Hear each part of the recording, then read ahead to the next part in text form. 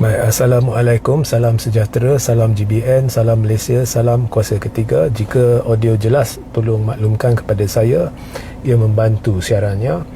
Jadi hari ini DAP telah membuat satu kenyataan atau secara khusus Setiausaha Agung DAP Anthony Loke telah membuat satu kenyataan setelah diseru oleh UMNO dan ataupun diseru oleh segelintir pemimpin UMNO dan MCA agar DAP menggugurkan agenda ataupun slogan Malaysian Malaysia daripada perjuangan dia.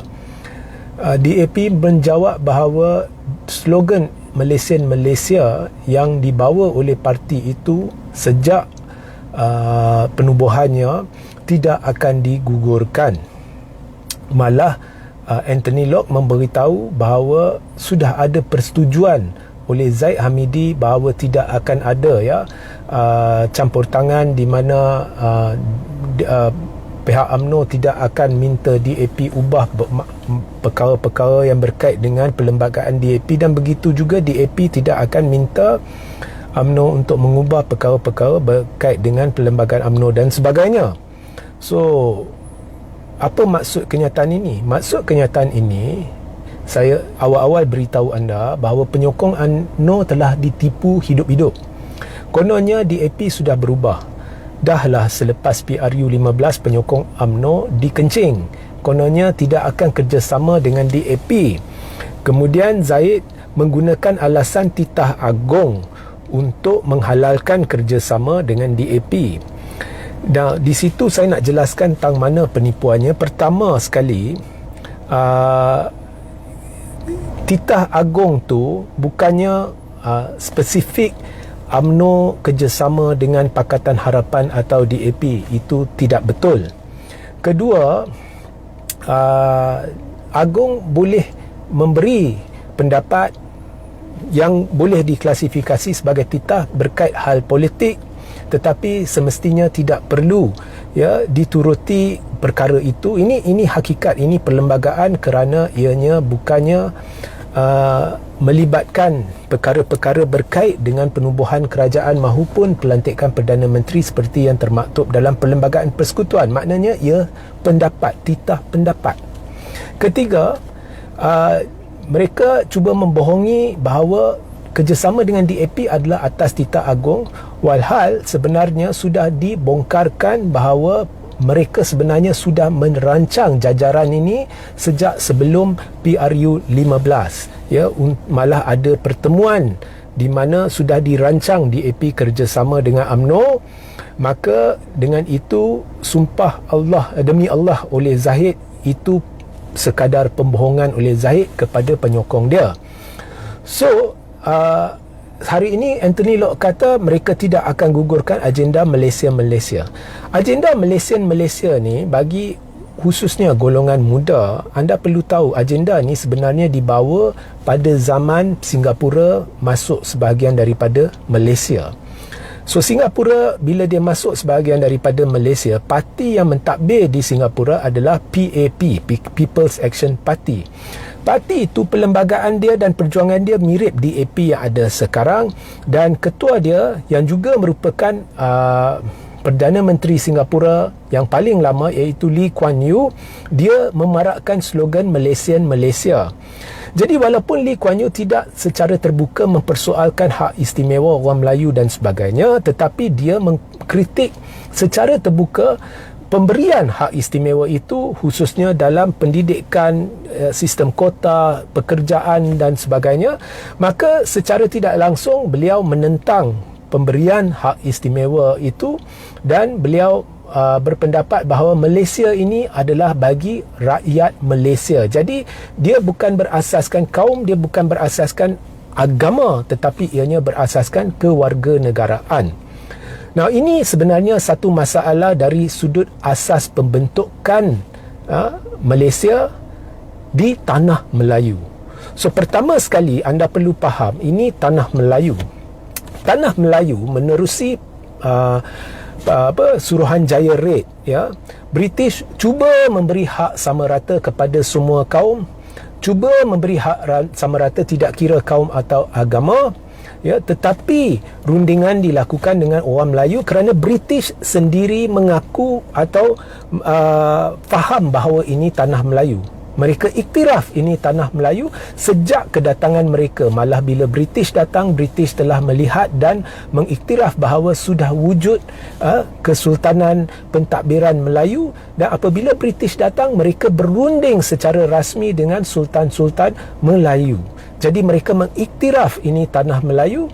Jadi mereka berunding dengan khususnya orang Melayu, iaitu menerusi parti UMNO. Jadi itu menjadi tumpuan British. Jadi apabila British berunding dengan orang Melayu, mereka cuba dapatkan persetujuan daripada orang Melayu supaya hak sama rata diberikan, tetapi orang Melayu menentang. So oleh kerana penentangan itu dan oleh kerana British mengiktiraf ini tanah Melayu dan mengiktiraf suara orang Melayu, maka British mengubah Suruhanjaya Rate itu supaya penglibatan orang bukan Melayu di tanah Melayu ini ada syarat-syarat tertentu, dan syarat-syarat ini adalah persetujuan mereka untuk menerima hak istimewa orang Melayu, hak-hak kuasa kedaulatan raja-raja dan bahasa kebangsaan, agama Islam sebagai agama persekutuan dan sebagainya.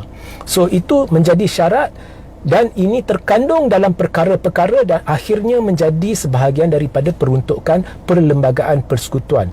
So pendek kata, asalnya tanah Melayu didatangi pendatang yang kemudian diberikan kebenaran untuk menjadi warga negara bersandar kepada syarat-syarat yang secara amnya sudah termaktub di dalam perlembagaan sebagai perkara-perkara dan peruntukan-peruntukan perlembagaan persekutuan.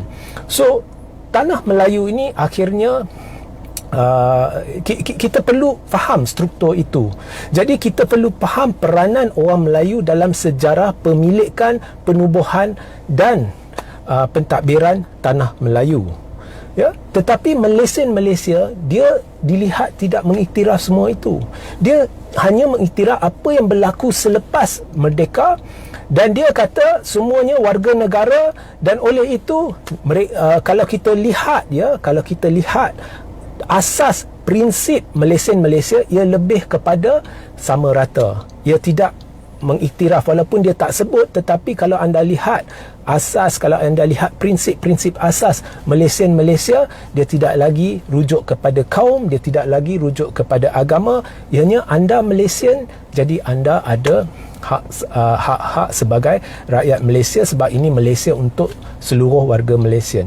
Now, ini sebenarnya satu penghinaan kepada orang Melayu, satu penghinaan kepada peranan mereka dalam pemilikan, pentadbiran dan pembangunan tanah Melayu ini, kepada sejarah dan cara orang bukan Melayu diberi kerakyatan di negara ini. Semua ini dibelakangkan. Jadi identiti negara ini akan berubah daripada tanah Melayu kepada tanah berbilang bangsa. Nah, kita tidak ada hal dengan berbilang bangsa. Negara ni memang berbilang bangsa, tetapi identiti asas negara ni tak perlu diubah daripada tanah Melayu. Jadi bila DAP tidak ingin gugurkan Malaysia, maka timbul persoalan, adakah perlembagaan persekutuan beransur-ansur akan dipindah supaya hak-hak istimewa orang Melayu ni akan digugurkan, kerana itu tidak berpadanan dengan konsep Malaysia. Lambat laun, adakah agama Islam akan digugurkan sebagai agama persekutuan? Kemudian adakah hak-hak raja dan sebagainya akhirnya akan terlucut, kerana kalau anda ikut penjelasan Lee Kuan Yew yang telah memarakkan Malaysia ni, dia memberitahu bahawa hak istimewa, kota dan kelebihan yang diberi dalam perniagaan ini semuanya bertumpu kepada golongan aristokrat dan elit. Nah, golongan aristokrat ni kita tidak boleh nafikan ia juga mungkin berkait dengan kerabat diraja. Jadi adakah beransur-ansur Malaysia akan ditukar menjadi republik? So kita lihat kenyataan Anthony Locke bukan sahaja dia tidak ingin gugurkan Malaysia, tetapi juga tidak ingin gugurkan agenda sekular. Sekular maknanya negara ini adalah negara sekular, bukan negara Islam. Jadi ini terang-terang bertentangan dengan perlembagaan. Perlembagaan DAP malah terang-terang bercanggah dengan perlembagaan persekutuan dan prinsip asas kepada orang Melayu dan Islam. Dan ini bukan saya kata, ini UMNO dah beritahu berdekat-dekat lamanya bahawa Malaysia ni bercanggah dengan prinsip asas yang dipegang oleh Melayu Islam dan perlembagaan. So maknanya sekarang ni UMNO berada dalam situasi di mana dia beritahu kita DAP dah berubah, tetapi DAP kata ya kami dah berubah, tetapi soal kita nak negara ini menjadi negara sekular, walaupun ia bercanggah dengan perlembagaan, walaupun ia tidak sehaluan dengan apa prinsip yang dipegang oleh orang Melayu dan Islam tu, kami tak kisah, kami akan teruskan.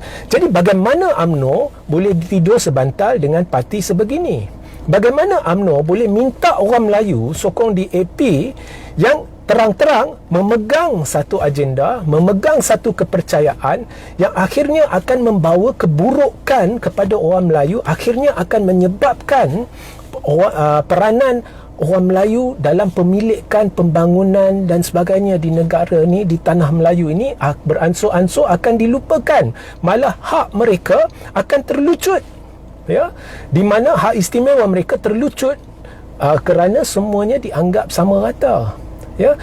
So itulah saya kata orang Melayu yang saki-baki, yang penyokong UMNO ni sudah ditipu bulat-bulat, ya. Ini ada agenda tersirat lain, bukan sebab UMNO rasa DAP dah berubah.